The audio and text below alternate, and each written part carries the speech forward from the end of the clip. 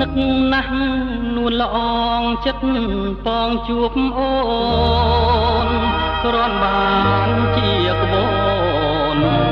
សន្តោងសណ្ដូននាងស្ងួនវលះនាងល្អលើសលប់ល្អគ្រប់ឲ្យចាប់ចិត្តស្ម័គ្របើសិនមិនបានរួមរះចាំងជាទ្រូងបងអផ្លា